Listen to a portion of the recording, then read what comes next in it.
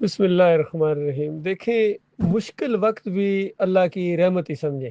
مشکل وقت انسان کو بہت کچھ سکھاتا ہے، کون اپنا ہے، کون پرایا ہے، کون بزدل ہے، کون بہادر ہے، کون اللہ والا ہے اور کون مزاروں والا ہے، پیروں والا ہے، درباروں والا ہے، تعویذ گنڈے والوں کا ہے۔ یہ مشکل وقت سے پتہ چلتا ہے۔ اللہ تعالیٰ نے انسانوں کو اسی طرح آزمایا ہے، اور اللہ تعالیٰ نے مخلص مومنوں کی ایک خاص صفت بیان کی ہے، وَإِذَا أَصَابَتْهُم مُّصِيبَةٌ قَالُوا إِنَّا لِلَّهِ وَإِنَّا إِلَيْهِ راجعون، کہ مومن وہ ہوتے ہیں کہ جب ان کے اوپر کوئی مشکل وقت آئے، مصیبت آئے، تو وہ کیا کہتے ہیں؟ اِنَّا لِلَّهِ وَإِنَّا إِلَيْهِ راجعون، ہم اللہ ہی کے ہیں اور اللہ ہی کی طرف جانا ہے۔ یعنی پورا نقشہ ان کے سامنے آ جاتا ہے کہ یہ مشکل مصیبت ایسے نہیں آ گئی ہے خود یا اچانک یا رینڈم کے طور پر نہیں آ گئی ہے، یہ اللہ کے منصوبے کا ایک حصہ ہے، ہمیں اللہ آزما رہا ہے،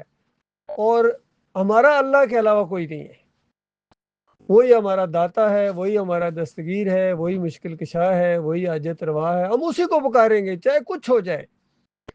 تو اس طرح ایک پہچان ہوتی ہے مومن کی اور مشرک کی۔ اور پھر مالک فرماتا ہے وَلَنَبْلُوَنَّكُمْ بِشَيْءٍ مِّنَ الْخَوْفِ وَالْجُوعِ وَنَقْصٍ مِّنَ الْأَمْوَالِ وَالْأَنفُسِ وَالثَّمَرَاتِ، ہر طریقے سے، ہر اینگل سے ہم تمہارے ایمان کو آزمائیں گے، ٹھوک بجا کے بالکل ثابت کر دیں گے پوری دنیا کے اوپر، خود تم جان جاؤ گے کہ تم مخلص مومن تھے یا منافق تھے، دوغلے تھے، کیونکہ ہم نے فیصلہ کرنا ہے۔ اسی لیے تو پوری کائنات کو بنایا گیا ہے، کون مخلص ہے اور کون دوغلا ہے، دو رخا ہے۔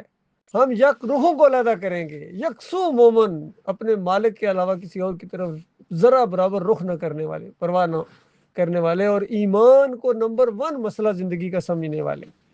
ایمان ہی ان کے لیے سب کچھ ہے، ان کی دوستیاں بھی ایمان کے لیے، ان کی دشمنیاں بھی ایمان کے لیے، ان کا جینا بھی ایمان کے لیے، ان کا مرنا بھی ایمان کے لیے۔ یہ جب پوری طرح ٹھوک بجا کے آپ کی آزمائش ختم ہو جائے گی، گویا آپ کا یہ وقت امتحان کا یہاں سے ختم ہو جائے گا، اس کو موت کہتے ہیں، چلو جی اس دنیا کی طرف چلو۔ پھر مالک کی طرف سے اعلان ہو جائے گا، چلو میرے بندے ان جنتوں کی طرف چلو جو میں نے اپنے بندوں کے لیے بنائی ہے، اور میرے بندوں میں تم شامل ہو جاؤ۔ پھر ان کو اللہ تعالیٰ اپنا بندہ کہتا ہے، میرے بندے، کہیں مالک ان کو عباد الرحمن کہتا ہے، رحمان کے بندے، کیونکہ دنیا میں آنے کے بعد انسان بندوں کے بندے بن گئے ہیں، یہ ان کا بہت بڑا جرم ہوا ہے۔ اور ان کے لیے مالک نے فرمایا افحسب الذین کفروا ان یتخذوا عبادی من دونی اولیاء، کیا ان کافروں نے گمان کیا ہے کہ مجھے چھوڑ کر میرے بندوں کو اپنا کارساز بنا لیں، یعنی میرے بندوں کے بندے بن جائیں، اور انہوں نے یہ گمان کیا کہ میں ان کو چھوڑ دوں گا۔ آگے مالک ان کی سزا سناتا ہے انا اعتدنا جہنم للکافرین نذرا، ایک ہی آیت کے اندر دو دفعہ ان کو اللہ نے کافر کہا ہے، جو بندوں کے بندے بن جائیں۔ جب انسان بندوں کا بندہ بن جاتا ہے نا، تو پھر تباہی آتی ہے زمین کے اوپر، اللہ کے عذاب کا کوڑا پھر حرکت میں آتا ہے۔ آج سارے یہ بندوں کے بندے بن گئے، یہودی ہوں، عیسیٰ علیہ السلام اور عزیر علیہ السلام کی بندگی کرتے ہیں، یہودی بھی عیسائی بھی۔ یہ آخری امت ہے، یہ نبی علیہ السلام کی بندگی کرتی ہے، ان کو مختار کل مانتی ہے، حاضر ناظر مانگتی ہے، پکارو یا رسول اللہ، اسے پکارے لگاتی ہے۔ کوئی علی رضی اللہ عنہ کا بندہ بن گیا، ان کو کہتے ہیں یہ مشکل کشا ہے جی، ان کے وسیلے سے ہوتا جی، کوئی حسین رضی اللہ تعالیٰ کو پکار رہا ہے، پھر کوئی مورتی کو پکار رہا ہے، کوئی درباروں کو، مزاروں کو پکار رہا ہے، ان کے اوپر پنڈارے چڑھا رہا ہے، ان کے اوپر نذرانے چڑھا رہا ہے، بکرے اور چھترے چڑھا رہا ہے، مرغیاں، ہر ایک کی اپنی اپنی کوشش ہے، ہر ایک کی اپنی اپنی ہے وہ مانگ ہے، کہیں تیل چڑھتا ہے، کہیں دودھ چڑھتا ہے، اور وہاں جو مجاور بیٹھے ہوئے یہ بدماش یہ کھا رہے ہیں، اور یہ امت سمجھ رہی ہے کہ یہ نیک کام کر رہے ہیں، کہیں 11ویں کر رہے ہیں، کہ 10 محرم کے شربت ہیں بانٹے جا رہے ہیں۔ یہ سب بندوں کی بندگی ہے، مختلف انداز ہے ان کی مورتیوں کے، ان کی بتوں کے مختلف انداز ہیں۔ وعلیکم السلام، سنیں آپ بھی، ان کی بندگی کے مختلف انداز ہیں، ان کی بتوں کے مختلف نام ہیں، اور ان کے سامنے یہ ڈھیر ہو گئے۔ کوئی وطن کو پوچھ رہا ہے، کسی کا وطن بھی بت ہے، یاد رکھیے وطن پرستی بھی بت پرستی ہے۔ کوئی قوم کے لیے مخلص ہے، بالکل مانتے ہیں مخلص ہو، قوم کا مخلص ہے، اللہ کا مخلص نہیں ہے۔ اللہ کا مخلص ہوتا تو اللہ کے دین کی بات کرتا نا، تو یہ اللہ کے راستے میں شہید نہیں ہو رہے، یاد رکھیے جتنے مر رہے ہیں جنگوں کے اندر، لاکھوں کروڑوں میں کوئی ایک ہو جس کا کوئی عقیدہ ٹھیک ہو، اس کی بات اور اللہ جانتا ہے، لیکن بظاہر جتنے بھی ہیں، کوئی مورتی کا پجاری ہے، کوئی مزار کا پجاری ہے، کوئی دربار کا پجاری ہے، کوئی گھوڑے کا پجاری ہے، کوئی گائے کا پجاری ہے، سارے مر رہے ہیں اپنی اپنی قوم کے لیے۔ ہر قوم لڑتی ہے، کیا جاپنیز کم لڑے ہیں، جرمن کم لڑے ہیں، ہندو کیا کم لڑتے ہیں، سکھ کیا کم لڑتے ہیں؟ اور زیادتیاں بھی ہوتی ہیں، ہندوؤں نے کتنی زیادتیاں کی ہیں سکھوں کے اوپر۔ بتاؤ سکھوں کے اندر جتنے مرتے ہیں، کیا ٹھیک ہے مظلوم تو ہم مان سکتے ہیں، لیکن یہ تو نہیں کوئی شہید ہو گئے جی، تارا سنگھ شہید ہو گئے، وہ فلاں سنگھ شہید ہو گئے۔ یہ اصل میں آج مسئلہ ہے۔ امت مسلمہ نے شہادت کے لفظ کا اتنا مذاق اڑایا ہے، یقین کیجئے، حالانکہ اتنا زبردست لفظ ہے شہید۔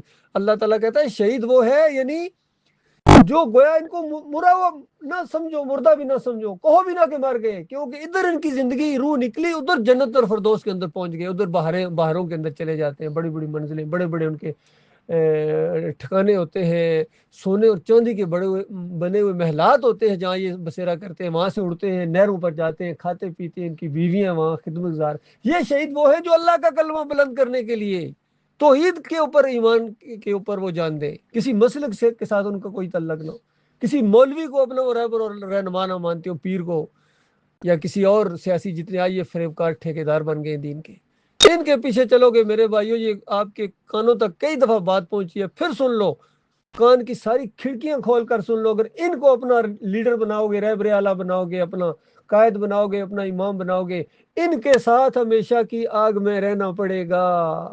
یہ اللہ کی کتاب کا آخری فیصلہ ہے، یقین کرو۔